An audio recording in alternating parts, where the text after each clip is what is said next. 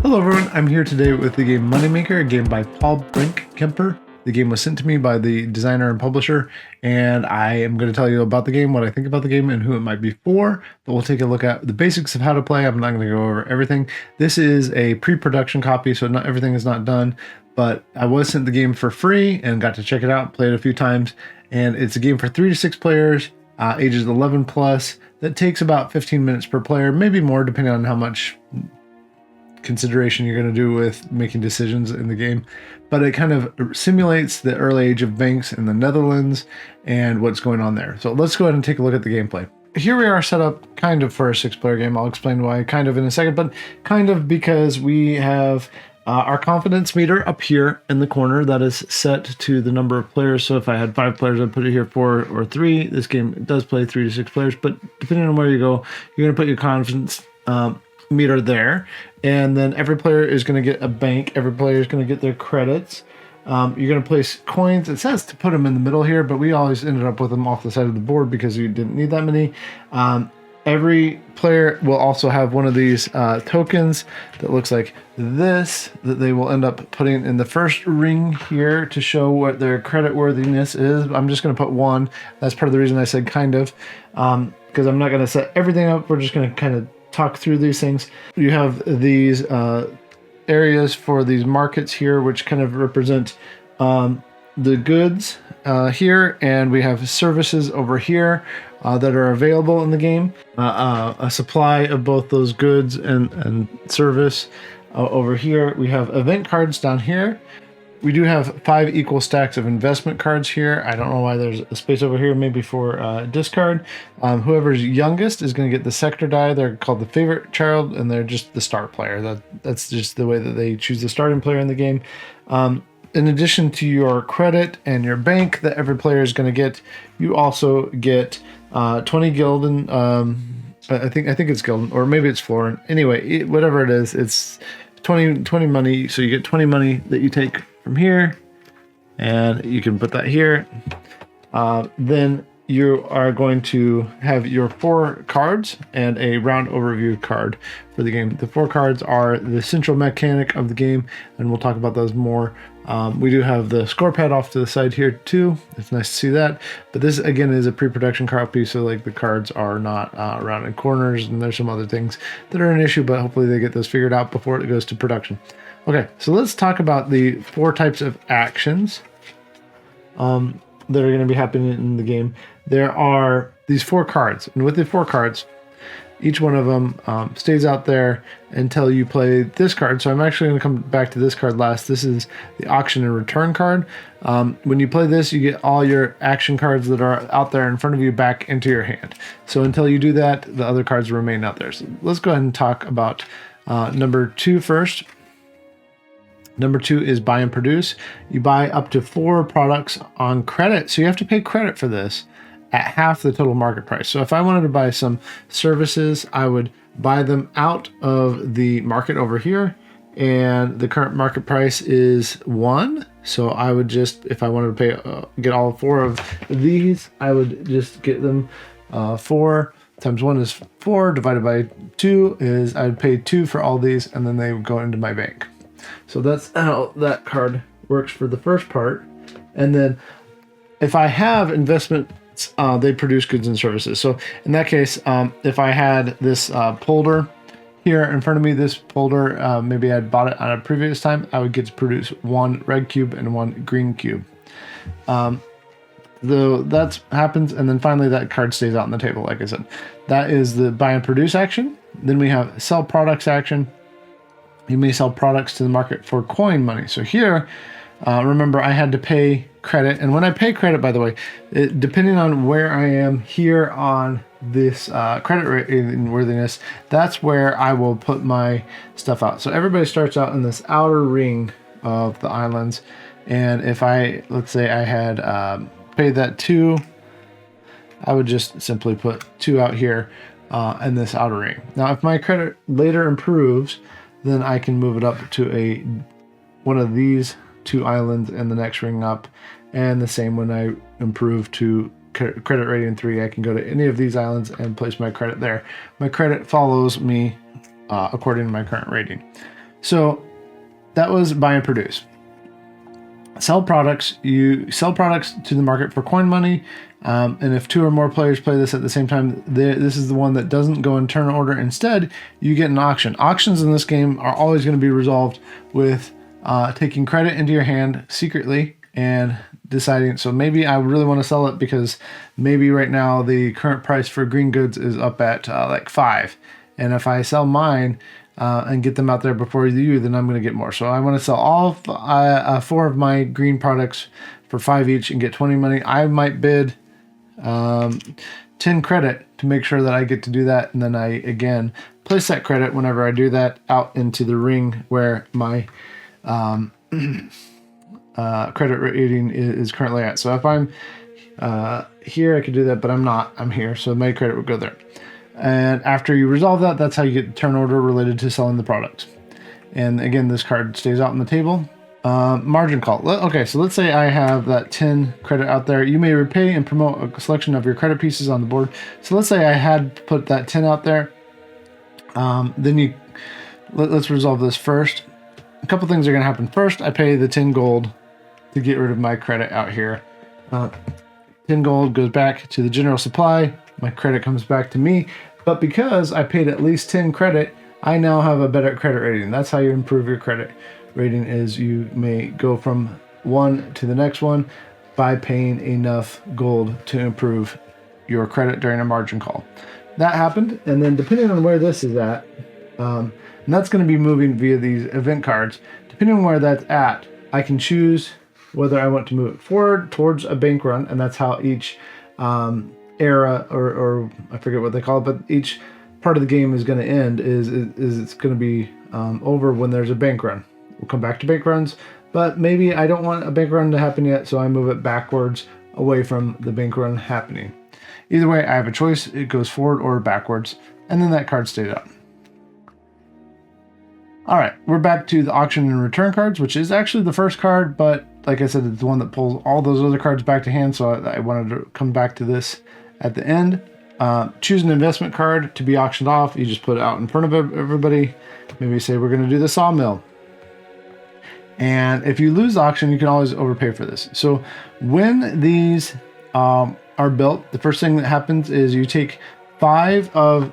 This is how we get a fluctuation in these 2 markets over here. When these are built, well, one of the ways that you get a fluctuation, you take 5 of the appropriate goods or services. So here we would take 5 out of here and remove them back to the supply before we do the auction. So 5 of these would change the price of the goods over here. And then whoever wins it, that's great. It also tells us when we roll this at the end of the round, if we roll windmills or wheels, then you're going to be producing a good and a service. And you can see that on the card there. After you play the auction card and that's resolved, maybe you want to outbid. Either way, though, you're always going to be paying credit for these cards, these investment cards. Again, they go about in the appropriate ring of where you're at. You get to return all the cards to your hand. After everyone has taken a turn, then we resolve an event. The person who has the die is the one who reads it out. This one says share the wealth. It's going to move this one up 1 space. I'm a rich person as long as I don't pay my debts. The player with the most credit on the board gives a total of 26 credit to the player with the least credit. So that's one of the things that can happen in this game, is that you can move credit between players. You can use credit to pay other players, and then you can use other people's credit to pay for these things. Again, notice I didn't say that you have to pay with your own credit. You just have to pay with credit for investments. Credit comes from the board, supplemented by credit from the player's bank vault if necessary. So you can get other people's credit. You can use that to pay off debts. Let's go ahead and talk about what happens when a bank run does happen. The game can be played over 1, 2, or 3 bank runs. If you want to play over more, you have the tokens here. Just these keep track of how many bank runs you have had. So let's go ahead and talk about what happens when a bank run happens. Again, when a bank run happens, that is when this reaches this spot here, and then again here, and then again here, each time after resetting from the bank run, wherever you're at, depending on the number of players. But Usually the game is 3 rounds. It could be 4 or 5, depending on how you want to play. First, any player who is able to pay off their debt. So let's say I did have the 10 credit out there on the board that I need to pay off. I just show by placing it out in front of my bank vault that I have 10 money that I can pay off my credit. And because I'm able to do that, I'm solvent. Now at this point, so everybody is either going to be solvent or insolvent based on how much money they have relative to how much credit they have on the board. If you are unable to pay for all of your requested credit with coins or from credit from a solvent player, because you'll know who is solvent. So if you can, after you know everyone who is solvent, insolvent players can even use credit from solvent players. That's why there's an order to this. They could use credit from a solvent player. So because I'm solvent, if somebody else had my credit, they could use that to pay off their credit because it's not out on the board yet. So they could add it to the board after I do this. Now, if I was unable to pay this, let's say I was in this situation where I only have the 10 gold and I have this out here, that means I'm going to be paying off partial repayment, and then I'm going to start an auction. These are foreclosure auctions where I can offer up some of my credit to other players. I could offer up goods or services to other players that I might have in my vault. Or I could even offer off. I can offer off basically anything. There's 3 chances for those auctions to go through. So if I'm still insolvent after 3 auctions and nobody wanted to help me out there, they didn't want to grab my credit or goods or services or anything like that, then I have to degrade. So if I degrade, it's not just that I go down here. I also, let's say I was here with 5 credit left.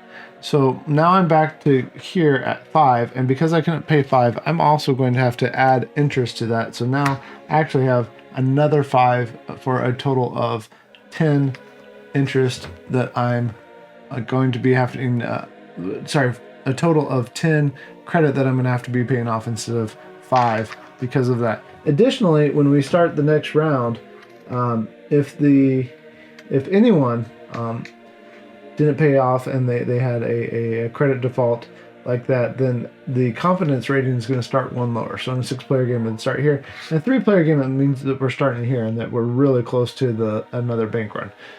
So however that works, again, you're losing your credit rating, you're getting additional interest, and the confidence rating goes down. The game will proceed like that until all the number of rounds have finished based on the number of players.